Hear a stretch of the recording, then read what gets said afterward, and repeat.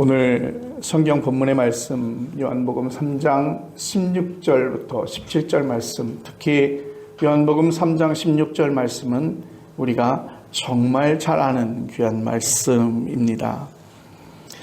오늘 성경 말씀 속에 우리가 그 배경을 조금 살펴보면 우리가 그 위에 있는 말씀, 3장의 말씀을 우리가 좀 살펴봐야 되는데, 바리새인 가운데 우리가 잘 알고 있는 니고데모라고 하는 사람이 예수님을 찾아오게 됩니다. 니고데모의 이름을 들을 때 우린 그런 생각을 많이 합니다. 영적인 삶을 살아야 할 것인지, 아니면 우리의 육적인 삶, 그러니까 우리의 현재 살고 있는 삶의 모습들을 존중할 것인지, 어떤 선택을 해야 되는 가장 근본적인 이유, 또 그리고 그 배경을 우리들에게 질문을 던져주고 있는 것을 볼 수 있습니다. 물론 니고데모라고 하는 사람이 영적인 삶을 잘 살아왔다, 육적인 삶도 성공적으로 살아왔지만 영적인 삶도 성공적으로 살아온 사람 가운데 한 사람이고, 이 내용의 전체를 좀 살펴보면 니고데모는 아마도 세상 사람들이 선생이라 말하고 랍비라고 말하고 있는 예수님을 통해서 인정받고 싶은 마음이 있지 않았을까라는 생각들을 갖게 됩니다. 성경 속에서는 그 니고데모를 이렇게 설명합니다. 그는 바리새인이면서 동시에 유대의 산헤드린 공회 의원이었다고 말하고 있습니다. 여러분, 이 산헤드린 공회는 로마 식민 통치를 받던 당시에 유대를 공적으로 대표하고 있는 기구, 그것이 바로 산헤드린 공회입니다. 지금으로 말하면 국회나 아니면 대법원, 이 모든 기구들을 합친 정도의 조직이라고 생각할 수 있는 것입니다. 그런 니고데모가 예수님을 찾아왔습니다. 그리고 그는 성경에 보니까 밤에 찾아왔다, 그렇게 말하고 있습니다.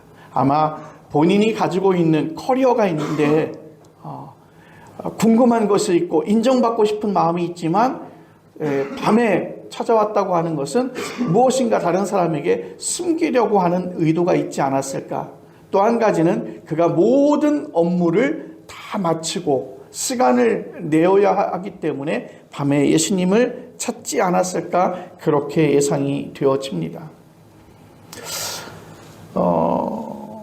그는 요한복음 3장 2절에서 예수님께 이렇게 첫 질문을 하고 말문을 여는데, 3장 2절은 이렇게 말합니다. 랍비여, 우리가 당신은 하나님께로부터 오신 선생인 줄 아나이다.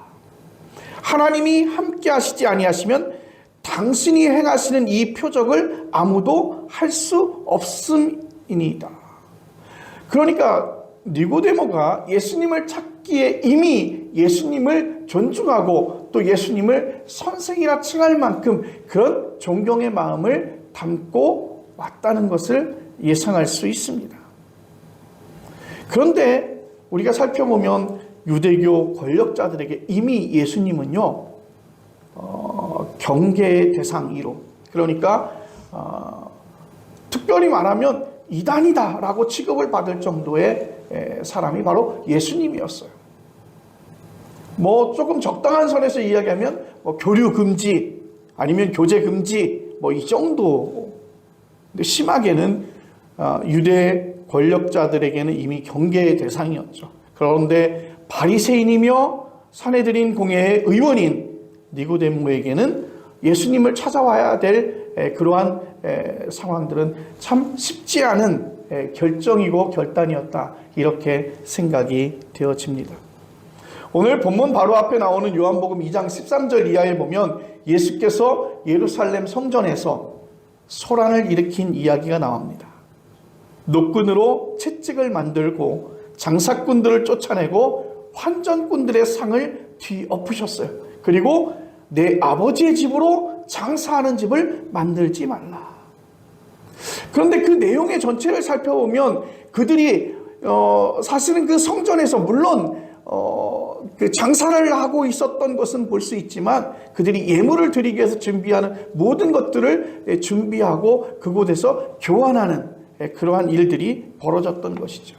그런데 예수님께서는 그렇게 준엄하게 책망하셨고, 이미 유대교의 권력자들이나 유대교의 사람들은 모두 다 인정하는 것이었는데, 예수님께서 그 모든 쉽게 표현하면 그들이 가지고 있었던 기득권, 그리고 그들이 이야기하고 있었던 관례라고 하는 그 모든 것들을 예수님께서는 다 책망하셨다는 것입니다. 유대인들은 예수께 무슨 권한으로 이런 일을 벌이는지 근거를 대라고 이야기합니다. 표적을 보이라는 것이지요. 고린도전서 1장 22절에 따르면 유대인은 원래 기적을 좋아합니다. 유대인뿐만이 아니죠. 우리도 그런 것들을 보는 것을 매우 좋아하지 않습니까? 요한복음 2장 23절에는 6월절에 예수님께서 행하신 표적을 사람들이 보고 그를 믿었다라고 하는 표현도 있습니다. 오늘날 사람들도 많은 표적들, 그 기적들을 요구하고 있는 시대를 우리는 살고 있습니다. 여러분들 수능이 끝이 나고 대학 입시가 끝이 나면 각 학원들마다 붙어 있는 거 보십시오. 현수막 붙어 있는 거 보이면 인류대학, 대한민국의 인류대학에 입학생을 많이 배출한 그런 학원이다, 고등학교다, 이렇게 해서 현수막이 붙어 있습니다. 1년의 매출을 500배 성장시킨 벤처의 기업체나 관객 500명 이상을 달성한 영화이거나, 그리고 목사로서는 보면 교회 개척 5년 만에 수천 명의 출석교인이 되는 그런 교회 등, 우린 그럴 때마다 그렇게 이야기합니다. 하나님이 하셨습니다 라고 이야기합니다. 그런 표적들, 인간으로는 할 수 없는 일들이지만 그렇게 놀랍게 성장하거나 과학적으로 설명할 수 없지만 그렇게 이루어진 그 모든 것들을 바라보고 이것은 하나님이 하셨다, 그렇게 말하고 있지 않습니까? 개인도 그렇고 국가도 마찬가지로 구체적인 성과가 확실하게 드러나는 일에 최대한의 관심을 보일 수밖에 없습니다. 그리고 이런 표적이 우리 주변에 조금씩 아니면 자주 일어나면 사람이 살아가는데 신바람이 나지 않겠습니까? 그래서 사람들은 그런 일을 가지고 행복을 느낄 수 있습니다. 굳이 표적을, 기적을, 또 하나님의 어떤 역사들을 눈에 보이는 그 어떤 것을 부정할 이유는 없습니다. 자연스러운 현상이지요. 니고데모가 예수께 와서 표적을 운운한 이유도 예수께서 더 강력하게 표적과 기적을 행하시는데 그 일들을 원하는 데 있다는 것입니다. 오늘 성경 속의 본문의 말씀의 배경에 3절 말씀을 바라보니까 진실로 진실로 내게 이르노니 사람이 거듭나지 아니하면 하나님의 나라를 볼 수 없다고 말씀하고 있습니다. 여러분, 니고데모는 거듭남이나 하나님의 나라를 이야기한 것이 아니라 표적에 관심을 보였어요. 새로운 일에, 정말 우리가 상상할 수 없었던 그런 일들의 표적을 예수님께 원하고 있었습니다. 그런데 예수님께서는 거듭남을 말씀하셨어요. 하나님의 나라는 사람들의 이목을 집중시킬 만한 표적을 통해서가 아니라 그 사람이 거듭나야만, 즉 새로운 존재가 되어야만 경험할 수 있다는 말씀인 것입니다. 하나님 나라에 대한 관점이 말하자면 궁극적인 행복에 대한 관점과는 완전히 다르다는 것입니다. 예수님의 말씀을 들은 니고데모는 그렇게 말합니다. 거듭난다고 하는 그 표현을 그러면 우리가 어머니의 모태로 다시 들어갔다가 나오는 것이냐? 그렇게 묻습니다.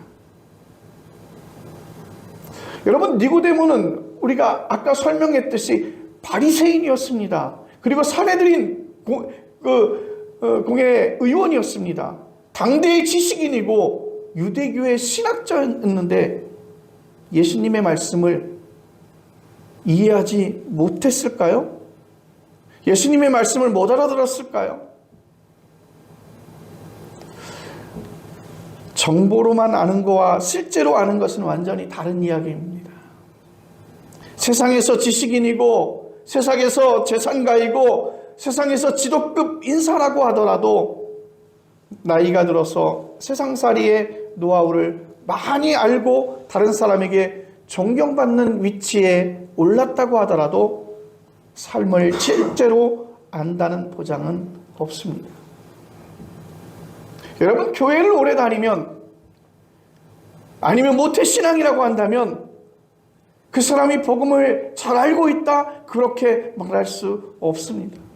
그런 증거는 전혀 찾아볼 수 없습니다. 물론 교회를 오래 다녔던 사람이 복음을 잘 알 확률이 훨씬 더 많겠죠.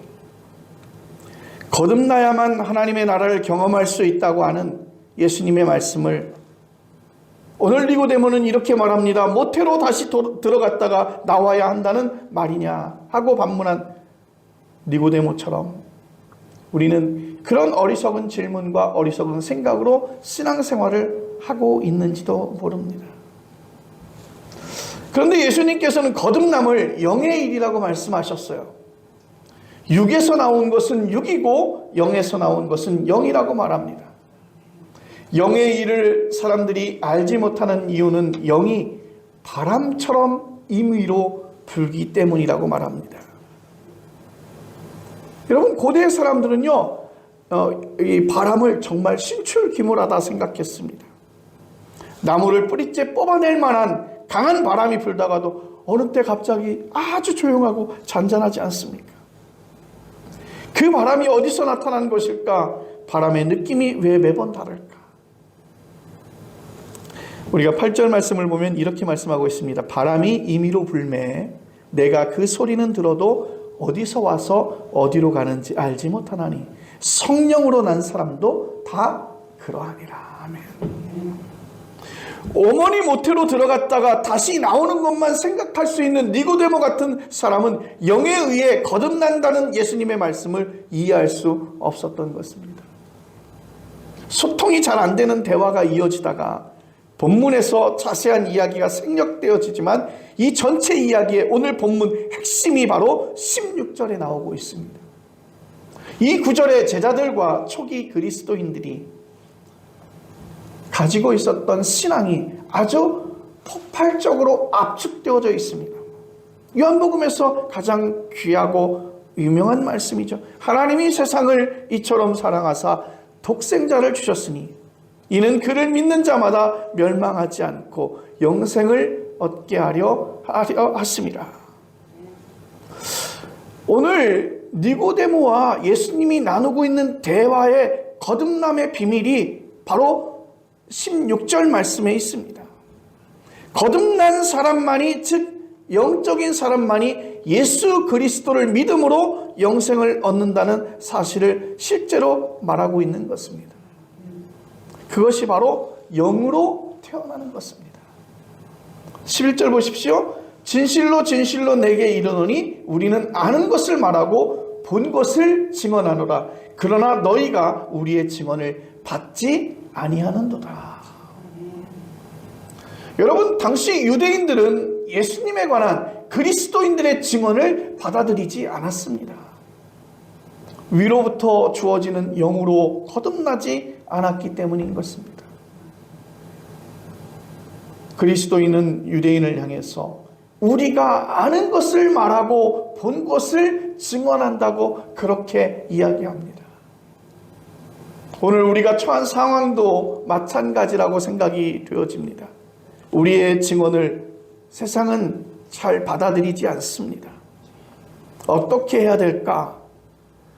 여러분, 먼저 우리의 증언이 왜 확실한지를 우리 스스로 깨닫고 알아야 되는 것입니다.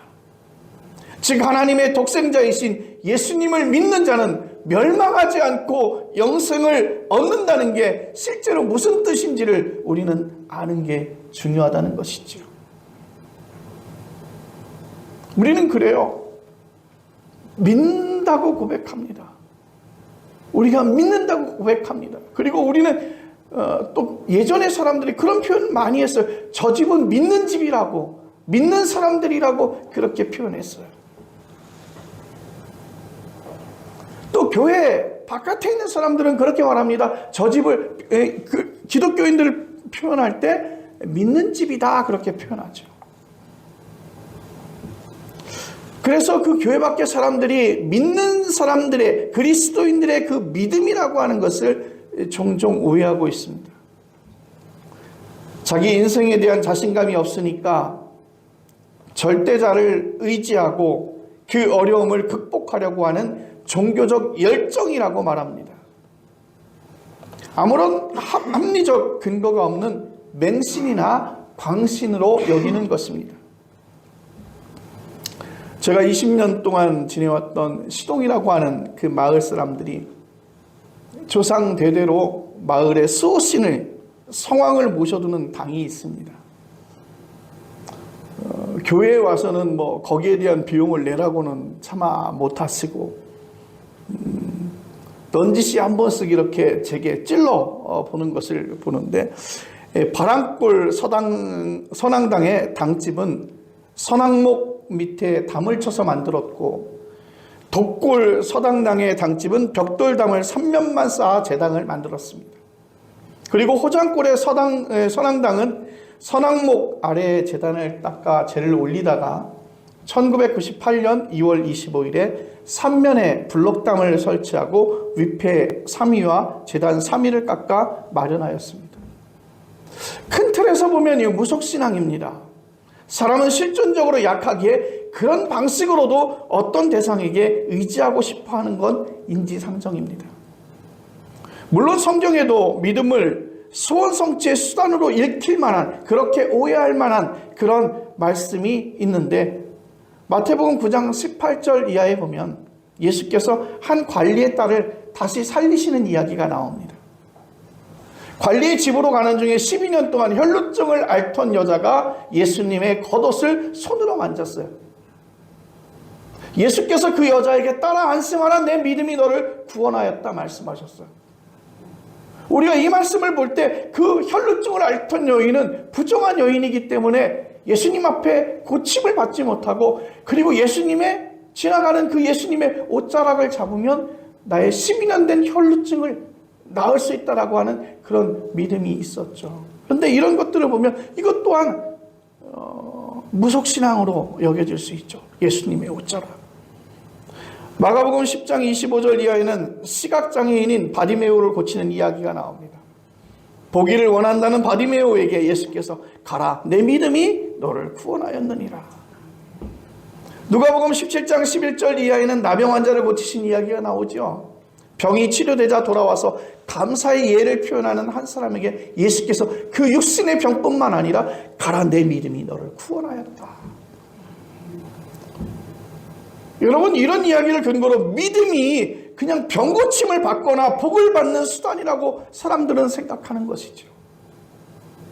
여러분, 교회를 다니지 않는 사람도 그런데 교회를 다니고 있는 사람도 그렇습니다. 교회 나오는 이유가 병을 고침을 받거나 아니면 이런 어떤 복을, 물질적인 복을 받는 수단으로 그렇게 생각하기도 합니다. 여러분, 믿음을 병고침과 행운으로 연결시키면 불행을 당한 그리스도인은 믿음이 없는 사람들 아닐까요? 병이 걸렸는데 그 병이 낫지 않는 사람은 믿음이 없어서 병이 낫지 않는 거 아닐까요? 여러분, 생각해 보세요. 우리가 십자가에 처형당한 일을 그리스도로 믿는 사람들이기에 행운과 불행을 믿음 문제와 직결하면 자기 존재를 부정하는 것이 됩니다. 여러분, 그런 치유 이야기는 예수 그리스도의 정체가 무엇인지를 해명하는 그러한 표적이라는 것이죠. 신약 성경이 말하는 믿음은 예수님의 가르침과 그의 믿음과 그의 희망과 그의 사랑을 우리의 삶의 중심으로 삼겠다고 하는 의지이자 결단인 것입니다. 예수님을 믿는다고요? 예수님을 믿는다고 말하기 전에 예수님의 그가 누구인지를 우리는 분명히 아는 게 중요합니다. 예수님이 누군지를 알려면 구체적으로 그의 믿음이 무엇인지를 알아야 하죠. 여러분은 유대인의 신앙 전통에서 살았던 예수님께서 하나님을 어떤 분으로 믿었을지를 실질적으로 여러분 생각해 보셨나요? 예수님께서는 하나님의 통치가 이미 시작됐다고 선포하시고 그리고 믿으셨습니다. 하나님이 자기와 함께 하신다는 사실을 예수님은 믿었어요. 율법과 성전을 중심으로 하는 유대교와는 완전히 다른 새로운 관점에서 당시 사람들에게 하나님과 그의 나라와 그의 의로우심을 전했던 것입니다.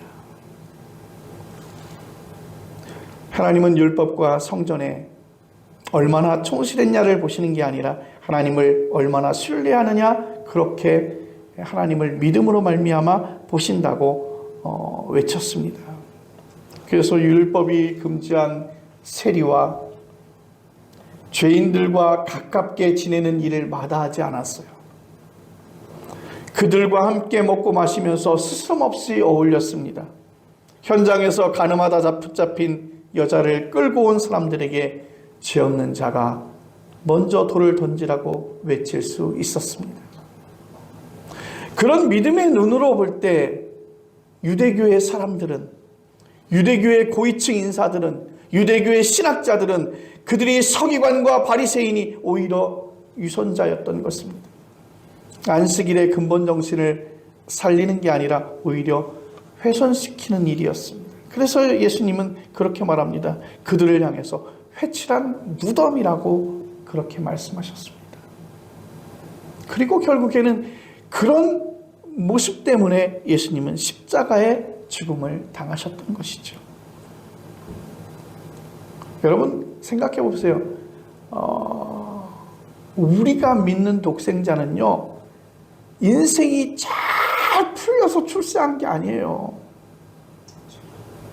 여러분, 예수님이 사업을 대박으로 잘해서 출세한 사람이 아니고 공부를 아주 잘해서 출세한 사람이 아니에요. 하나님을 온전히 신뢰하였기 때문에 그 십자가에서 죽으신 것이죠.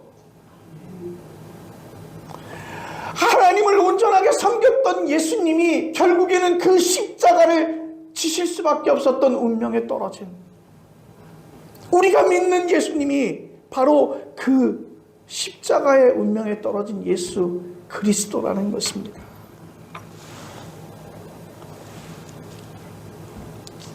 영생이라고 하는 단어를 사전적인 의미로 찾아보면 영원한 생명, 즉 끝이 없는 생명이라고 말하고 있습니다.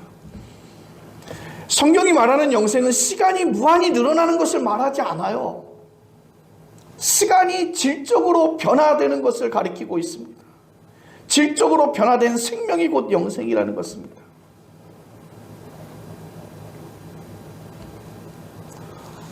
생각해 보세요. 똑같이 불치병에 걸린 사람이 있어요. 현대의학으로 고칠 수 없는 사람들입니다.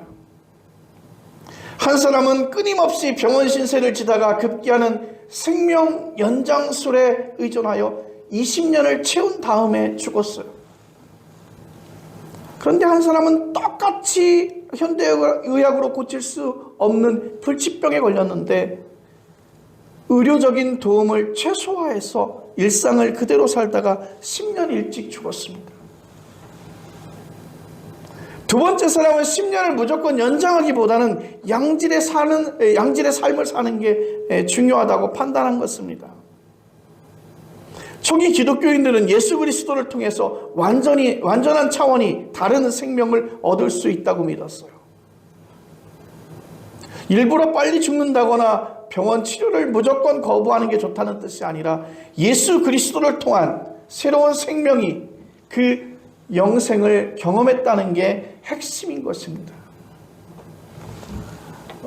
몰트만의 책 가운데 두 권의 책이 있는데 그 하나는 절망의 끝에 숨어있는 새로운 시작이라고 하는 책이고요. 또 다른 하나는 나는 영생을 믿는다라고 하는 책입니다. 두 책 모두 영생을 주제로 하고 있는데 여기에는 두 가지로 요약할 수 있습니다. 죽음 이후의 영생은 하늘 어딘가가 아니라 지구라는 땅에서 일어납니다. 땅은 하나님이 거룩하게 창조한 세계이며 예수께서 십자가에 달린 장소입니다. 주기도문에서도 아버지의 뜻이 하늘에서와 같이 땅에서도 이루어지게 하소서라고 하는 구절이 나오는데 이 땅을 제외하고 영생을 말할 수 없다는 것이죠. 또 한 가지는 사람이 죽은 다음에 일정한 기간, 일종의 잠에 떨어졌다가 마지막 심판이 시작될 때 영생을 얻는 게 아니라 죽은 즉시 영생을 얻습니다. 영생이 현실로 나타나는 그 마지막이 되면 죽음 이후의 잠시간이, 즉 죽음과 영생 사이에 중간 시기가 사라지기 때문인 것이죠.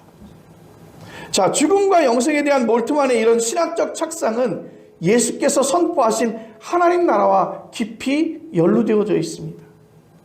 하나님의 나라는 아직 완성되지 않았으나 이미 시작되었다고 그렇게 말하고 있습니다. 예수님께서 살아계시는 동안에 바로 그 하나님의 통치를 온전하게 받아들이셨어요. 하나님을 온전하게 믿었고 하나님의 사랑 안에서 충만하게 살았습니다. 바로 그 예수님의 믿음과 그의 사랑에 결속해 있던 제자들에게 예수님은 죽음 이후에 살아있는 자로 다시 나타나지 않습니까? 제자들에게는 이제 이 죽음의 권세가 무너졌어요. 그 두려움, 죽음의 권세가 무너진 것입니다. 죽음을 두려워하지 않게 되었습니다. 그렇게 커다란 로마 제국의 폭력도 이젠 무섭지 않았고 인간 실존이 감당해야 할 외로움과 슬픔과 자기 한계 앞에서도 그들은 무너지지 않았습니다. 예수님을 통해서 생명의 영원한 빛을 경험할 수 있었던 것입니다. 그것을 우리는 영생이라고 말하고 있습니다. 그래서 독생자 예수를 믿는 자마다 멸망하지 않고 영생을 얻는다고 고백할 수 있게 된 것입니다. 여러분, 이런 고백이 얼마나 우리의 삶에 중요한지 아십니까? 자기를 돌아보니 예수를 평생 믿었으나 여전히 세상 일로 염려하고 삶 자체가 불안하고 죽음을 끔찍하게 여기고 일상에서 영원히 자유롭지 못하니까 여러분 보면 영생은커녕 세상 사람들보다 훨씬 더 두려움에 사로잡혀 하루하루를 살지 않습니까? 요한이 전하는 영원한 생명, 그 영생은 예수 그리스도를 통해서 드러난 하나님과 사랑으로 결합하는 사건인 줄로 믿으시기를 바랍니다. 여러분, 100살, 200살까지 생명을 연장하거나 호화로운 삶의 총량을 늘리는 게 아니라 하나님의 사랑으로 들어가는 것이야말로 예수님께서 말씀하신 영생, 영원한 생명인 줄로 믿으시기를 바랍니다. 여러분이 예수님을 통해서 드러난 하나님의 사랑을 엄마 품에 안긴 아기처럼 지금 충만하게 경험할 수 있다면 이 순간이 바로 여러분이 영생을 맞이하는 순간인 줄로 믿으시기를 바랍니다. 하나님이 세상을 이처럼 사랑하사 독생자를 주셨으니 이는 그를 믿는 자마다 멸망하지 않고 영생을 얻게 하려 하심이라. 아멘. 기도하겠습니다.